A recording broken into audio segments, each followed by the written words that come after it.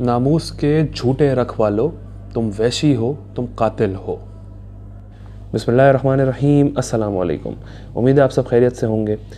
गुज़िश्ता रोज़ पाकिस्तान में एक नहायत अफसोसनाक वाक़या पेश आया और सियालकोट में इंसानियत का कत्लेआम नज़र आया, जहाँ नामूस रिसालत और तौहीन मज़हब के नाम पर एक गैर मुस्लिम को शदीद तशद्दुद का निशाना बनाकर उसको ज़िंदा जला के मार दिया गया। और किस मज़हब के नाम पे? उस मज़हब के नाम पे जिसकी अपनी किताब में ये लिखा गया है कि एक इंसान का कत्ल पूरी इंसानियत के कत्ल के बराबर है।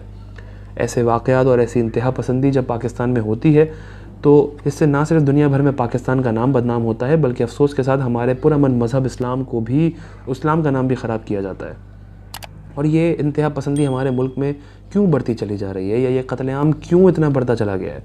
क्योंकि ये दिहाइयों की गलत पॉलिसीज़ हैं। 1980 का दौर सब उससे वाकिफ़ हैं। उस दौरान जो इंतहा पसंदी फैलाई गई जिहादी तैयार करने के चक्कर में, आज भी उसका खामियाजा पाकिस्तान भुगत रहा है और मुस्तकबिल में भी भुगतना पड़ सकता है अगर आज या आने वाले वक्त में इसको नहीं रोका गया। क्योंकि ये कोई पहला वाक़या नहीं है जो तौहीन मज़हब के नाम पर हुआ हो, बल्कि माजी में इससे भी ज़्यादा वाक़यात हमने देखे जो मुख्तलिफ़ शक्ल व सूरत में हमें जन्म लेते हुए नज़र आए हैं। फिर चाहे वो आसिया बीबी केस हो, सलमान तासीर का मामला हो, मशाल खान हो, या अब ये श्रीलंकन नेशनल का कत्ल हो। ये क्यों होते चले गए? क्योंकि सही वक्त पर इसको रोका नहीं गया।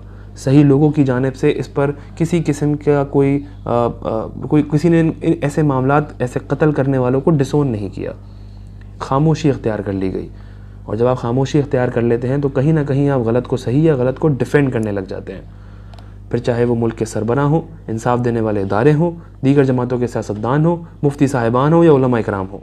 अब ये जो जितने भी मामलात हो रहे हैं, इस सब के बाद हम किस तरह किसी गैर मुस्लिम को यकीन दिलाएंगे कि इस्लाम एक पुरअमन मज़हब है? ये जो कुछ भी हुआ है इसका ताल्लुक़ इस्लाम से नहीं है। और वैसे भी दुनिया का कोई भी इदारा है, फैटिव जैसे इदारे हैं, दुनिया है, वो पाकिस्तान को हमेशा पीछे धकेलने की कोशिश में लगे रहते हैं। पाकिस्तान को ब्लैकलिस्ट करना चाहते हैं। बड़ी मुश्किलों से हमारी हुकूमत हर दफ़ा ये कोशिश करती है कि बताती है हमने टेररिज्म को इतना ख़त्म कर दिया, दहशतगर्दी के वाक़यात कम हो गए हैं।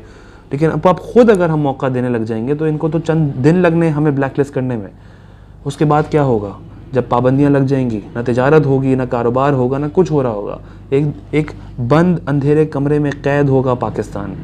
एक दूसरे के खून के प्यासे होंगे यहाँ की आवाम। अब यहाँ ऐसे में मेरी गुजारिश तमाम उलमा इकराम और मुफ्ती साहिबान से है कि इकट्ठे हों।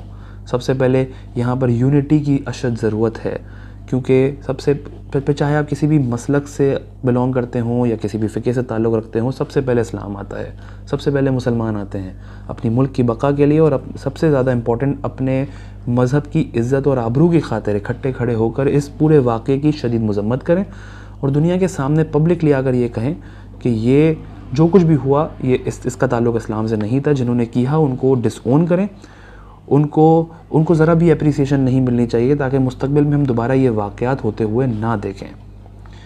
दूसरी मेरी गुजारिश वज़ीर आज़म पाकिस्तान इमरान ख़ान साहब से भी है कि जो एक तरफ अक़वाम मुत्तहिदा में भारत में बढ़ता हुआ इस्लामोफोबिया, भारत की दोगली पॉलिसीज़, नरेंद्र मोदी का एंटी इस्लाम पर्सपेक्टिव जिसका वो ज़िक्र करते हैं, लेकिन दूसरी तरफ अपने ही मुल्क में अगर अक़लियतें महफूज नहीं होंगी तो हम किस मुंह से उन लोगों को टारगेट करेंगे, या किस मुंह से हम ये कहेंगे कि वो गलत हैं, या जो वो इस्लाम बता रहे हैं वो गलत है।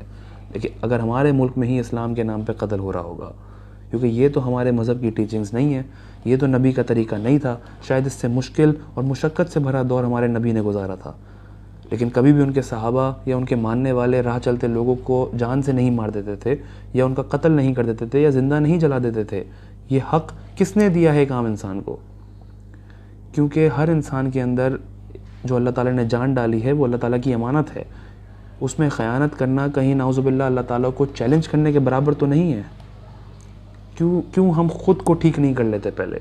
क्या ही बात हो कि हम ख़ुद को सुधार लें, क्या ही बात हो जाए कि हम अपना नज़रिया बदल लें, क्या ही बात हो कि हम अपनी एक मिसाल कायम कर लें कि दुनिया ये कहने पर मजबूर हो जाए कि ये दीन इस्लाम है, जो जारहाना नहीं एक पुरअमन मज़हब है।